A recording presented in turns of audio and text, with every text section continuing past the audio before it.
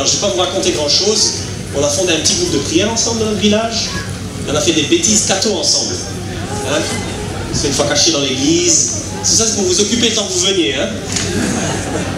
Le curé avait fermé l'église, n'est-ce pas? Et on avait pensé à aller monter en douce dans le clocher. J'avais les petits secrets là, excuse-moi. Et puis tout à coup, le curé, il a visiblement oublié quelque chose dans l'église, alors il vient. On s'est vite mis dans le banc en train de faire semblant de prier. Il dit, oh, je vous ai enfermé dans l'église. Mais que c'est beau ces jeunes qui prient comme ça. Voilà, c'est bon, vous êtes en place, on peut commencer? Merci Cyril. Je mets juste mon chronomètre parce que si je retrouve où c'est.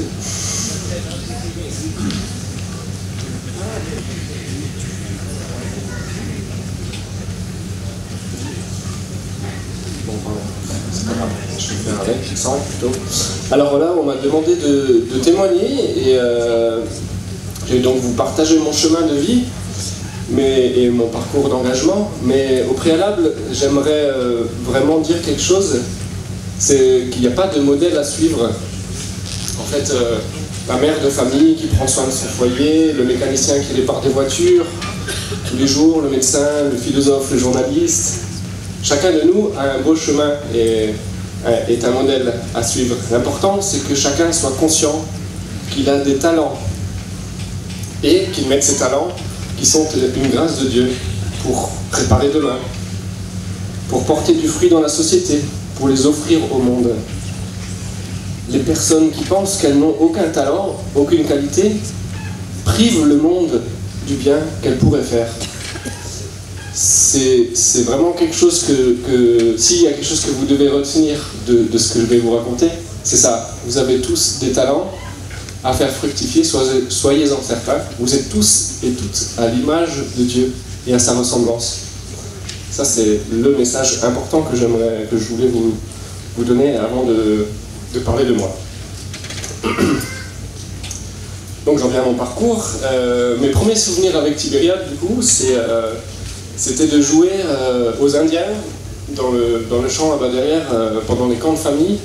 C'était vers la fin des années 80 et on jouait avec des vraies plumes d'un poulet qu'on venait de déplumer et qu'on allait manger le soir. C'est pas anodin quand on a 7-8 ans.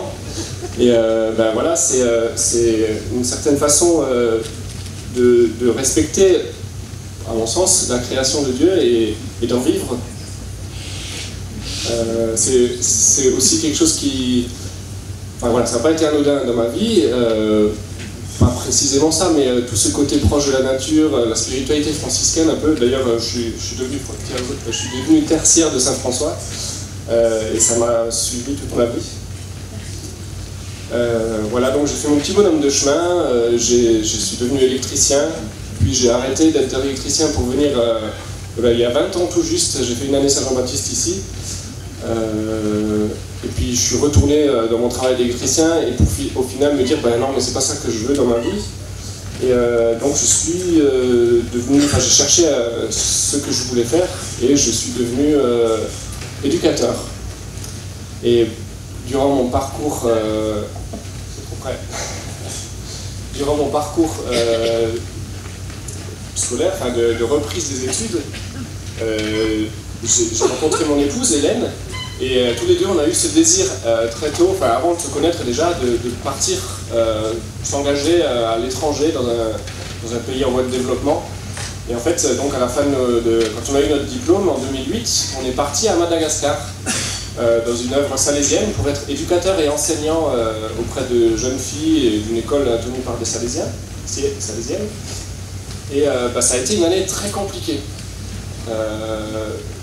Voilà, beaucoup qui partent comme ça à l'étranger, vivent des choses extraordinaires et tout. Et nous, ça a été une année fou.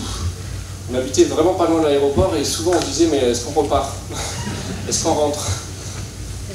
Et voilà, ça n'a pas été simple. Et puis à un moment, on s'est vraiment posé la question de qu'est-ce qu'on fait à la fin de cette année? Est-ce qu'on reste? Est-ce qu'on rentre ou est-ce qu'on continue à essayer de trouver quelque chose dans lequel on peut s'engager et où on peut se donner un peu différemment?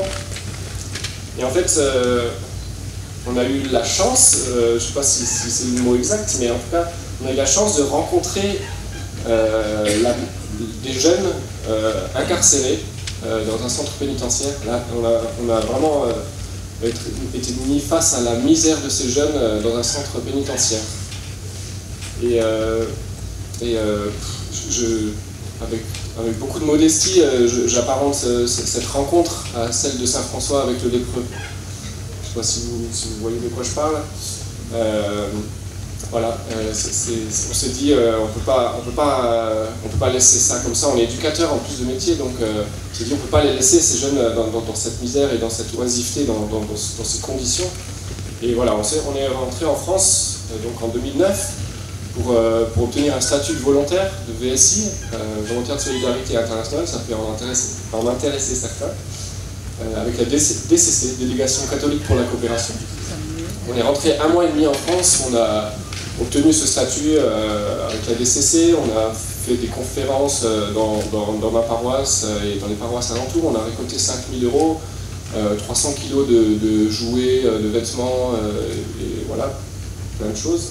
Et on est reparti pour au départ être présent auprès de ces enfants incarcérés, qui sont considérés à Madagascar comme des enfants mauvais. Le terme malgache pour ces enfants-là, c'est Zaza Madicha. Zaza, c'est enfant. Madicha, c'est mauvais. Donc c'est vraiment considéré comme de la mauvaise graine et on ne peut rien en faire. Et c'est complètement en contradiction avec justement ce reflet de l'image de Dieu qu'ils sont, comme chacun de nous.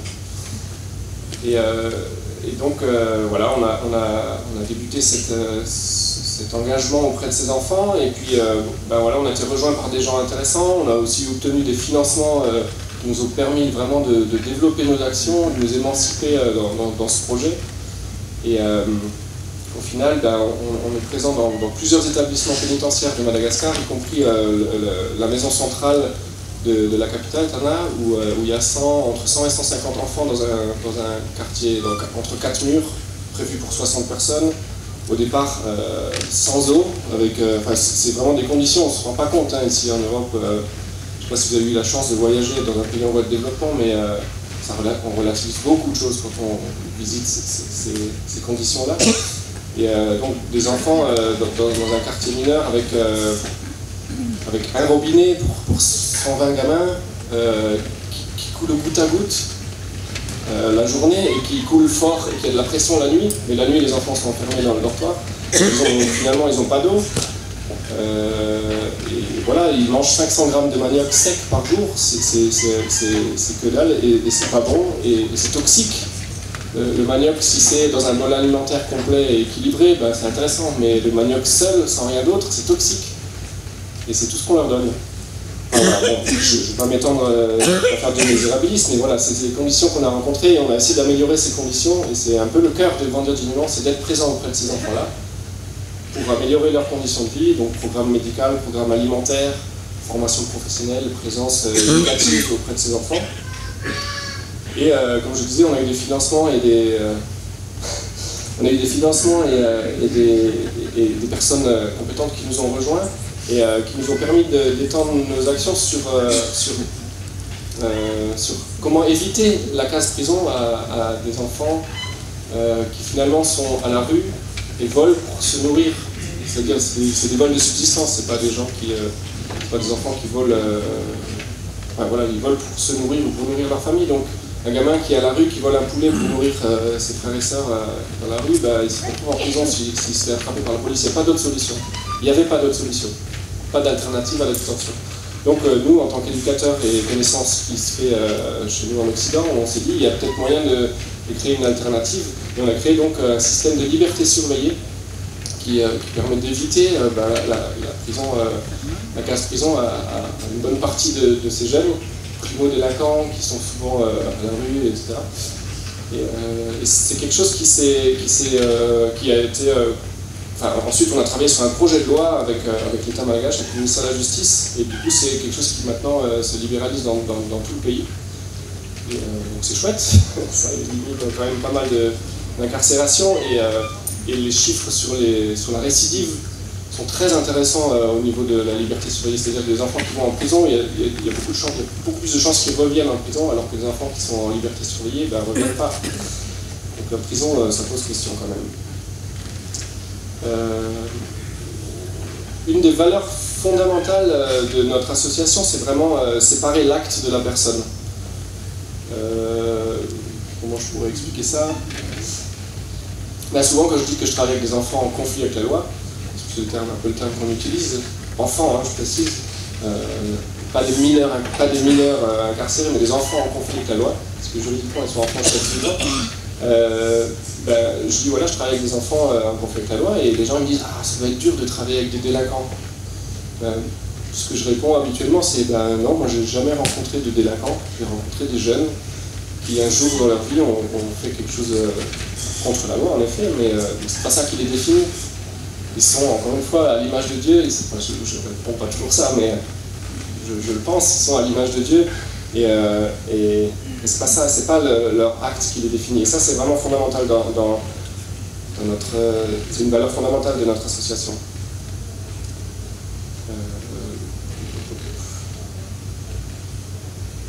Voilà, en parallèle à tout ça, donc on a vécu 7 ans à Madagascar, et en parallèle de cette page de vie, de manière privée, on voulait fonder une famille, avoir des enfants, et on a très vite compris que c'était compliqué pour nous, et on s'est naturellement orienté, encore une fois c'est quelque chose que, même avant de se rencontrer avec Hélène, on avait tous les deux ce désir quelque part en nous d'adopter, et donc on s'est tourné naturellement vers l'adoption, et on a eu la chance de pouvoir adopter notre première fille, Sarah, qui aujourd'hui a 14 ans, qui porte une maladie qu'on appelle le chromosome de l'amour, plus communément appelé trisomie 21, pour ceux qui connaissent. Vraiment, c'est des personnes extraordinaires, et ils sont aussi, encore une fois, à l'image de Dieu. Ils ont beaucoup de choses à nous apporter. Donc Sarah, 14 ans, ça développe très bien. Et aujourd'hui, en 2015, on revient en France après 7 ans de vie dans ce pays pour lequel on n'avait vraiment pas eu un coup de foudre, et pour lequel on s'était dit on restera jamais toute notre vie à Madagascar. Et au bout de 7 ans, quand on s'était résigné à se dire finalement on va peut-être rester toute notre vie à Madagascar, clin Dieu, il faut qu'on rentre. Enfin, il faut qu'on rentre. Finalement, notre réflexion avec nos collègues, etc., c'était de se dire il faut mieux qu'on revienne en France pour structurer une entité siège de coordination, puisque avec l'idée de s'étendre peut-être dans d'autres pays. Ce qu'on a fait en 2016, on a fondé au Niger, donc le même programme dupliqué et adapté au pays au Niger. On parle souvent de 3 axes à grandir dignement, et donc juste pour les reprendre rapidement, la présence au quotidien avec les enfants et l'amélioration de leurs conditions de vie, le développement des alternatives, et il y en a un dont je n'ai pas parlé, c'est le plaidoyer, c'est-à-dire être la voix de ces enfants-là dans la société dans laquelle on évolue. Que ce soit à Madagascar, au Niger ou en France, c'est quand même pas des personnes recommandables, si je peux me permettre. Quelqu'un qui dit j'étais en prison, en général on n'a pas forcément un a priori positif sur cette personne. Donc voilà, le plaidoyer c'est vraiment faire changer le regard de la société sur ces jeunes, aussi faire changer le regard de ces jeunes sur la société. Nous on a identifié des besoins que j'appelle plus d'ordre spirituel, même si notre association est laïque et qu'on ne va pas forcément parler de Dieu, même si on a vraiment des convictions dans ce sens-là, mais l'association est laïque. Mais il y a quand même un besoin spirituel de nos jeunes en France et en Occident, je pense, notamment ces jeunes qui sont passés par la justice ou par la prison, qui sont vraiment le symptôme d'une société malade. Enfin, vraiment, ça crève les yeux. Et du coup, ce qu'on a développé en France, c'est plus une présence, alors beaucoup moins importante, parce qu'on n'est pas au quotidien, on intervient de manière régulière, mais 2 heures par semaine, par exemple, à Metz, à la prison de Metz, pour des activités ludiques à visée éducative. Voilà, on parle de citoyenneté, on parle d'écologie, on parle de plein de sujets intéressants ou moins, ça dépend.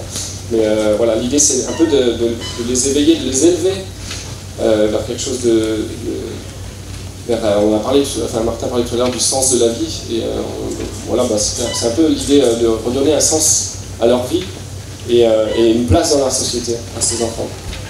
Et donc là où on a plus axé notre action en France, c'est sur l'insertion de ces enfants quand ils sortent de détention ou pas, l'insertion d'enfants en conflit avec la loi. Je ne parle pas de réinsertion parce qu'ils n'ont jamais vraiment été insérés, d'insertion d'enfants en conflit avec la loi dans la société au travers d'un service civique. Donc ils signent avec notre association. C'est un service civique qui leur permet de vivre une expérience de 6 mois avec beaucoup d'immersion dans l'économie sociale et solidaire locale des endroits où on est. On est présent à Metz, à Strasbourg et à Nancy. Et voilà, et essayer de leur faire relever leur tête, de les rendre dignes. Voilà. Et donc en France, encore une fois, parallèlement à ça, après 9 ans d'entraînement et d'attente, Sarah nous annonce que Hélène a un bébé dans le ventre. Ben non, Sarah, tu sais, nous on est parents par l'adoption, on t'a déjà expliqué, c'est difficile pour nous d'avoir des enfants. Et puis elle insiste, elle dit si, il y a un bébé, elle avait 4 ans, hein. Il y a un bébé là. Et quelques semaines après, ben, en effet, on fait un test de grossesse et Hélène est enceinte. Après 9 ans d'entraînement. Donc Johanna naît en 2016. Merci. Je suis un peu lourd. Johanna naît en 2016. Voilà, en 2019, finalement, on décide de déménager vers Strasbourg parce que l'activité opérationnelle qu'on a mis en place à Nancy avec ce service civique, tout ça prend trop de place et nous empêche un peu de créer de structurer notre siège de coordination internationale et qui est vraiment vital pour le fonctionnement de l'association, puisqu'il est présent dans 3 pays. Donc on déménage à Strasbourg en même temps que Martin, du coup. Et juste à cette période-là, en l'été 2019, on est dans une nouvelle démarche d'adoption, parce que même si on a eu Johanna, ben, ça reste toujours pas évident pour nous d'avoir des enfants, et on avait le désir d'en avoir plusieurs.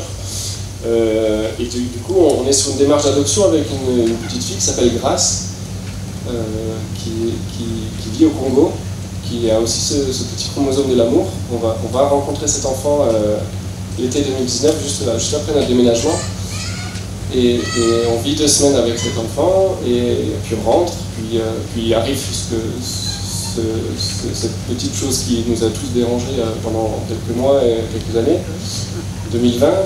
Et en fait, tout se ferme, les frontières se ferment, etc.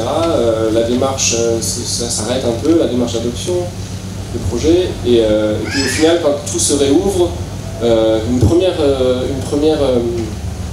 audience d'adoption est faite, elle est prononcée. Grace devient notre enfant officiellement, mais elle est toujours là-bas, et nous on est toujours ici. Et puis elle décède.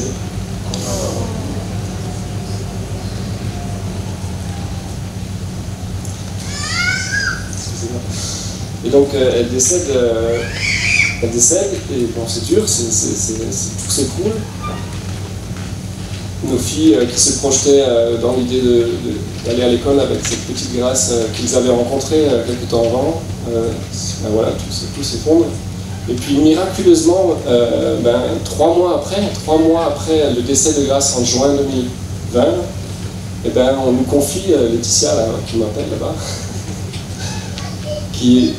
alors c'est assez étonnant, je dis miraculeusement parce que être dans un projet d'adoption avec un enfant et que cet enfant décède et qu'on vous propose 3 mois après un autre enfant, sachant que vous connaissez un petit peu le parcours combattant des adoptants, c'est souvent très long, etc. Enfin, bon.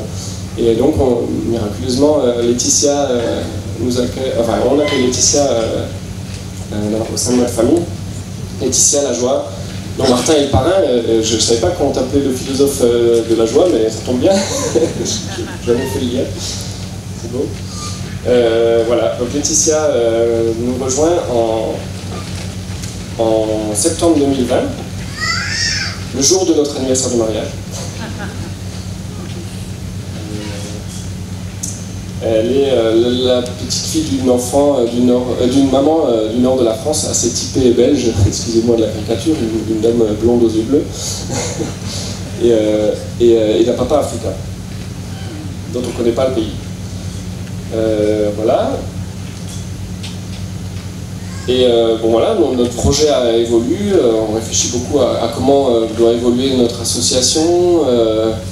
Là, on est vraiment sur une question de changement d'échelle, puisqu'on est quand même dans 3 pays. Qu'est-ce qu'on fait? Est-ce qu'on s'étend ailleurs? Comment on s'étend ailleurs? Est-ce que notre vocation, c'est de créer des entités grandir dignement, le nom de l'association, je crois que je ne l'ai pas dit, des entités de grandir dignement très conséquentes, comme on a à Madagascar, avec beaucoup de présence dans plein d'établissements, etc. Ou alors, est-ce que l'idée, c'est de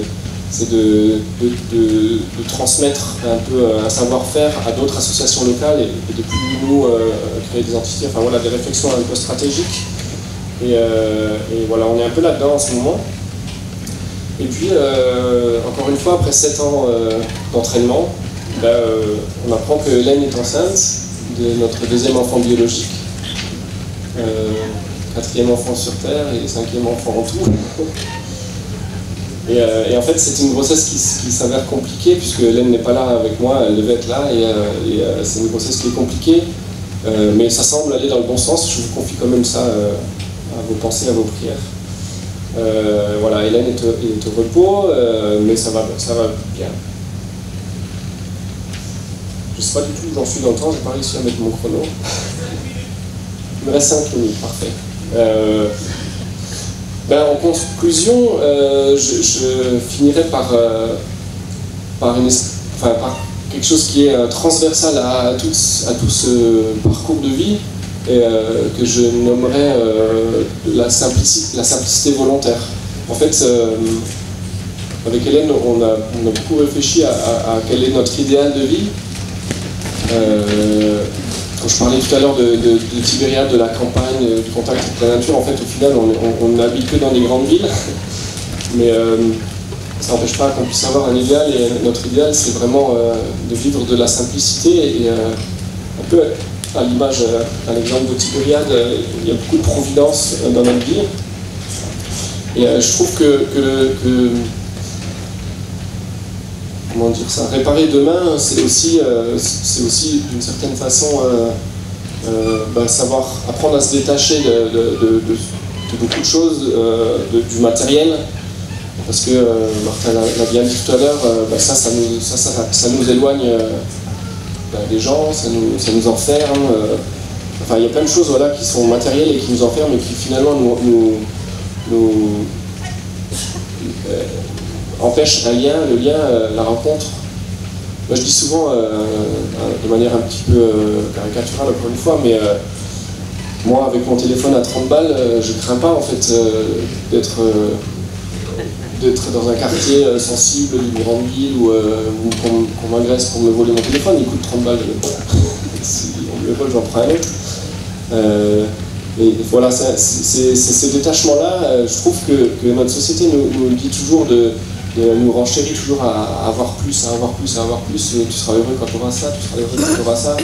Puis en fait, c'est pas vrai, on n'a jamais fini d'en vouloir plus, et en fait, ça nous enferme.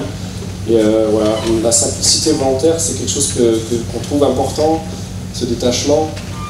Et voilà, et donc Grandir dignement s'inspire de la simplicité de Saint François, et aussi de la pédagogie salésienne de Don Bosco.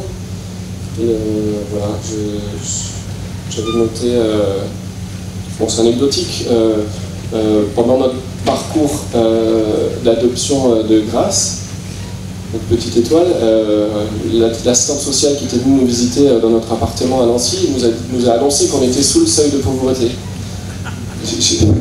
Ça m'a quand même bien fait rire, parce que pour avoir vécu à Madagascar face à des conditions très très compliquées, non, vraiment pas. On est tellement, on a tout.